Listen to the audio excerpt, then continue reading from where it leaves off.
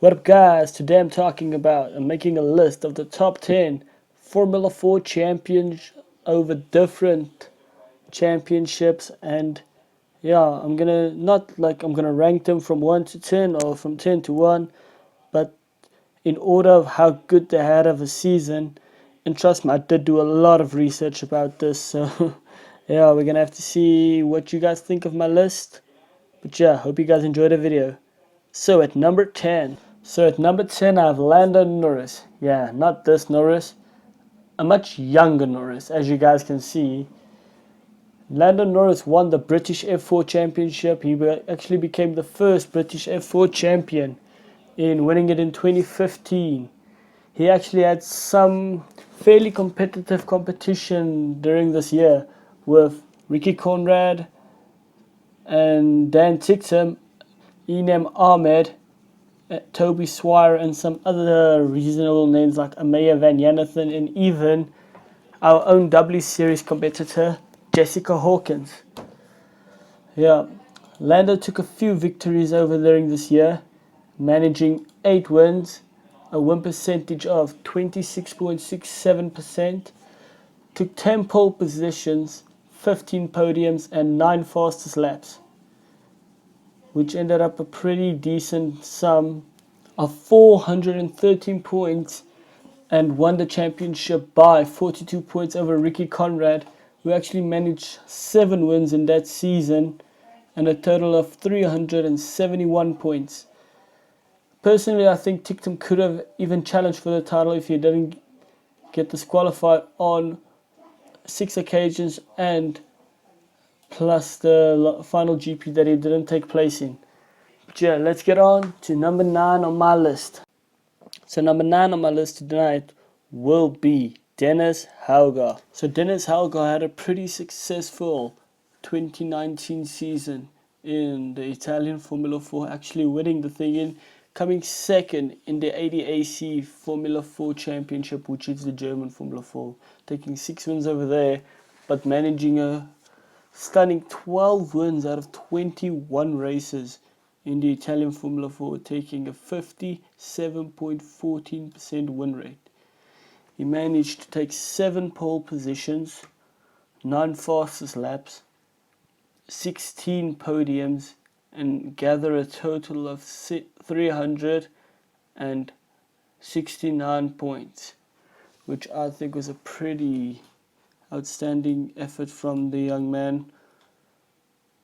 He is also a part of the Red Bull Junior program and has accomplished and has a pretty stunning season behind the back. He actually ended up beating the likes of Ido Cohen, who ended up in 6th, Paul Aron, who actually managed to end up 3rd in the championship, and a fellow Red Bull Junior driver, Johnny Edgar.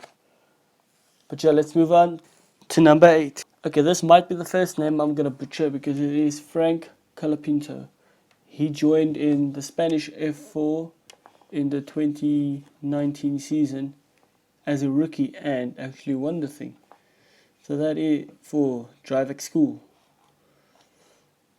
He actually accumulated a wealthy number of wins in that season, taking 11 wins with a 52.38% win rate, 11 pole position, 13 podiums, and 10 fastest laps, and managing to grab a total of 325 points for the season. That's a pretty successful year, if I may say. And just to add a bit more to this list of accomplishments, he actually took a hat-trick at Catalunya, which is a Formula 1 track, as you all know. He's also competing in the 2020 Toyota Racing Series. I just want to mention this, where he actually did take a win at Hamptons Down last weekend, so which I must say, I'm pretty proud of him about that. He's driving there with the man who ended 4th in the championship, Tim van der Helm, which is just something a little extra I wanted to add in there. But yeah, in number 8 we have Franco Colapinto. And in the 7th position we have Conrad Clark, an Australian driver in the Chinese Formula 4 who actually won the championship also last year. I have a few champions from last year on here, I know that, I kind of realized that now only, hey? But yeah, let's just have a quick rundown of his season. Conrad Clark managed to take 12 wins and get a total win percentage of at 70.59. 3 pole positions, 10 fastest laps, and 16 podiums, ending it on 379 with a 77-point championship win. Like, I know, as you can see, this guy had a pretty good year, but I have this rated on a lot of different things. How I chose to, choose who gets what in this championship. So yeah, well, on this list, so yeah. But Conrad Clark takes in, I don't have much to say about him, so he takes in the number 7 spot. Okay, so taking the honors of number 6 on my list would be Jordan Lloyd, who actually managed to take 12 wins with a win percentage of 57.14%. He has managed to take 5 pole positions, 11 fastest laps, and 18 podiums, with 441 points to become the inaugural Australian Formula 4 champion. He battled in the grid with the likes of Thomas Randall, Will Brown, and Lewis Leeds, who actually would actually become a later, I think he's the 2019 champion if I remember correctly. But yeah, Lloyd's had a pretty solid season, being fairly consistent, taking a win at every single weekend except for 2 actually. One of them was Sydney, and the other one, was at Surfers Paradise at the street circuit. Jordan Lloyd moves into 6th on this championship with a pretty consistent season. So reaching the top half of the list now, with number 5 being Casper Tobias Hansen, who is a Danish driver who won the Danish Formula 4.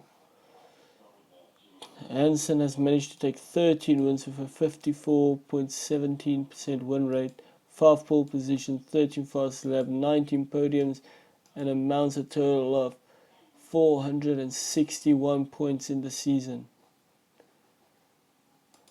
Tobias would be one of 8 regular or 7 regulars in the season of the Danish F4 and managed to win the whole damn thing with a pretty more reasonable total there of 119 points.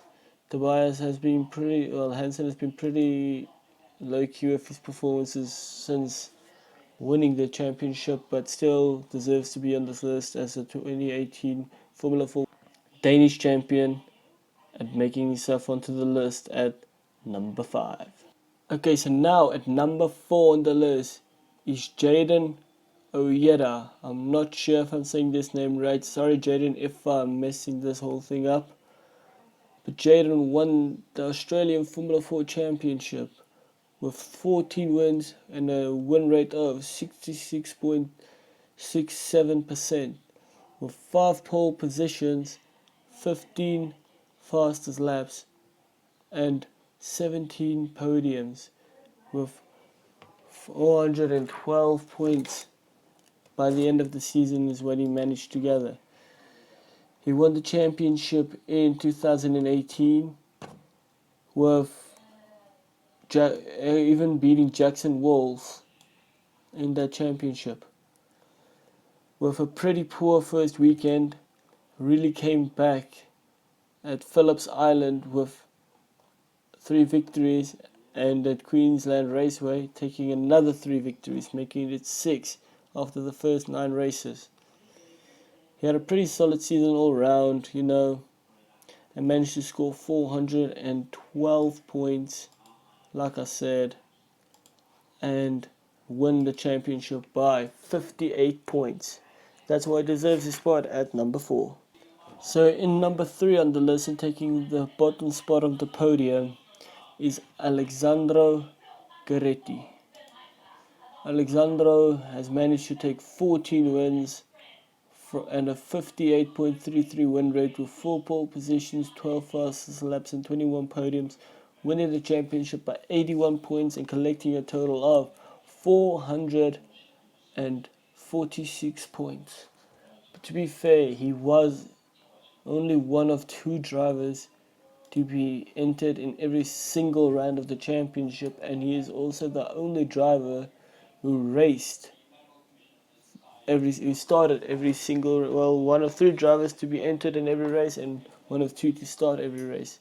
But still, nonetheless, I still think he deserves to be on this list. So taking number 2 spot in my list is Richard Fauchier, who actually won 2 championships in this year, being the S&P Formula 4 Championship as well as the Spanish Formula 4 Championship. Having a pretty great season behind the back, eh? He managed to take an amount of 17 wins from 20 races. He clinched the title at race 17 of 20.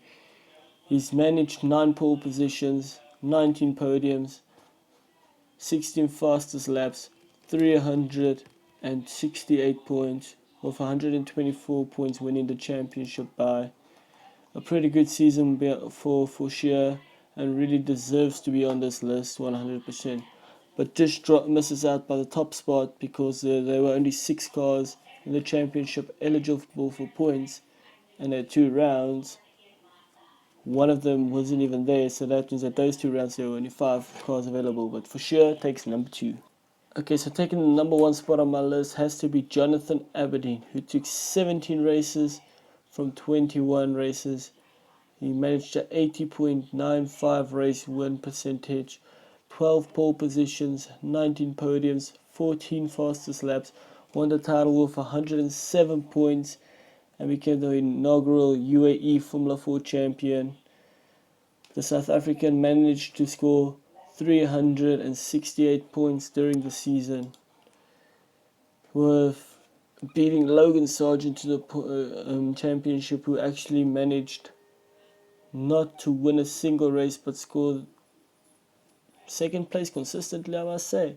Jonathan Aberdeen also took all 3 races in the trophy round, so yeah, he had quite the season behind his back, and that's why I think he deserves to be number 1 on this list, without a doubt. Hope you guys enjoyed my first video. I hope you guys like, share, and subscribe, and hope I see you guys more, and I can promise you the production will definitely get up as the channel improves. But yeah, hope you guys enjoyed. Thanks for watching. Ciao.